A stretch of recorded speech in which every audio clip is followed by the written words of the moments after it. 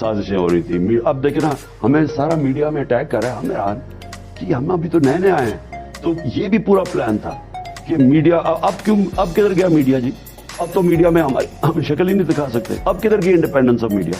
ہم جب کہتے تھے اس طرح اٹیک ہے, غلیظ قسم کے اٹیکس آ رہے تھے جی یہاں تو میڈیا آزاد ہے, تو اب کدھر گیا میڈیا؟ قانون کے نیچے سارے طاقتور کو لانا پڑے گا. لاسٹ ٹائم آپ نے کہا کہ آپ کا اختیار نہیں تھا اکاؤنٹیبلٹی پہ, اس دفعہ کوئی تبدیلی کریں گے کہ آپ کا اختیار ہو؟ لاسٹ ٹائم تو ایک تو کولیشن گورنمنٹ تھی, اور مجھے لگتا ہے انہوں نے جان کے مینیپولیٹ کیا تھا, ہماری سیٹیں کم کروائی تھی تاکہ ہم مرون منت ہوں ان کے. اب تو ہم جب ریورس انجینئرنگ میں تو اب ہم پتہ چل گیا نا کہ کیا کیا ہوا.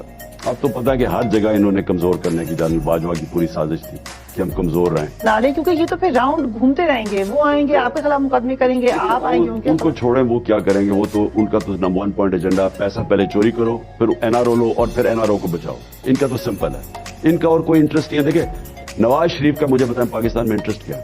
یہاں جب پرابلم ہوتا ہے باہر بھاگ جاتا ہے, اور باہر وہ عیاشی کی زندگی گزارتا ہے. لندن کے مہنگے ایریا میں بڑی بڑی شاپنگ, ریسٹورینٹس, بڑی بڑی گاڑیاں. اس کا انٹرسٹ کیا پاکستان میں؟ آپ کو کسی نے مشورہ دیا ہے اس سلسلے میں کہ آپ چلے جائیں, اتنے آپ کے کیسز بنے؟ مجھے کسی نے مشورہ نہیں دیا, لیکن میں جاؤں کیوں؟ میرا تو گھر ہے پاکستان, میری تو کوئی باہر پراپرٹیز نہیں ہے, کوئی بینک بیلنس نہ کوئی بزنس ہے. میرا تو جینا مرنا یہاں. یہ وہ لوگ ہیں جنہوں نے سارا اپنا زیادہ تر ان کا پیسہ باہر پڑا, ان کے اربوں ڈالر باہر پڑے. پہلے چوری کر کے پیسہ باہر لے گئے, اب ان کی پوری کوشش ہے کہ کسی طرح پیسہ بچے. یہ ہر کمپرومائز کریں گے. ان سے آج اگر ہندوستان کشمیریوں پہ ظلم ہی کر رہا تھا نواز شریف کے زمانے میں, لیکن ان کو ہندوستان کی کیونکہ ضرورت ہے, ان کی لابی بڑی مضبوط ہے باہر, تو فورن سیکرٹری کو کہتے ہیں کہ آپ نے کوئی ہندوستان کی تنقید نہیں کرنی. وہ فورن سیکرٹری وہ جو بڑی زبردست خاتون ہے, انہوں نے ٹی وی کے اوپر آگے کہا کہ ہمیں انسٹرکشنز دیے تھے کہ ہندوستان کی تنقید نہیں. یہ ہر کمپرومائز کریں گے ملک کے اوپر صرف اور صرف اپنا پیسہ بچانے کے لیے. میمو گیٹ, ڈان لیکس, تو ان کا کیا انٹرسٹ ہے پاکستان میں؟ اس لیے یہ ہر قسم کی کمپرومائز اپنا پیسہ بچانے کے لیے کریں گے. تو ان سے بات کیا کریں؟ جب ان سے بات کرتے ہیں ان کی نمبر 1 چیز آ جاتی جی ہم بات کر رہے تھے اس کی فیٹف کے اوپر, وہ کہتے ہیں جی پہلے NRO دو. اگر دوبارہ آتی ہے آپ پرسیو کریں گے ان کیسز کو؟ دیکھیں فریہ, میں نے ایک مثال دی کل بھی, میں آج پھر دیتا ہوں. دیکھیں رول آف لا کیا ہوتا ہے, انصاف کیا ہوتا ہے؟ قانون کے سامنے سب ایک برابر. جس معاشرے کے اندر رول آف لا ہوتا ہے وہاں یہ ورڈ استعمال کرتے ہیں لیول پلینگ فیلڈ.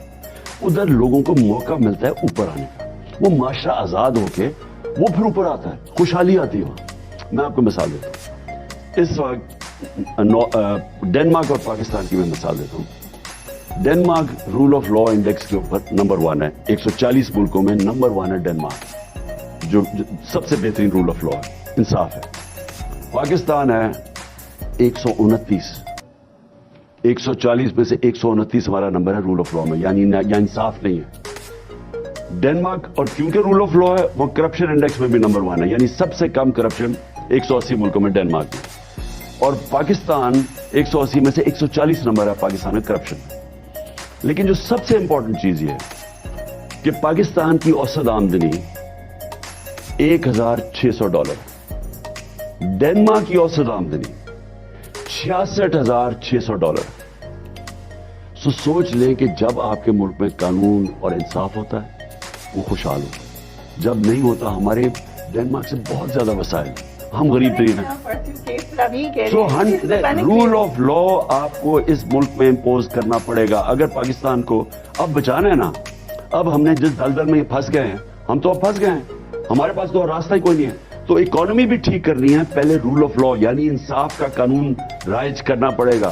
قانون جو لوگ آپ کے ساتھ تھے اب سارے اداروں میں مختلف جگہوں پر کوئی تو ایشو ہوا ہوگا, ٹھیک ہے, باقی تو آپ کے سیاسی مخالفین ہیں, کیوں ایک یہ ڈیسیژن لیا گیا کہ آپ کو نہیں آنے دینا؟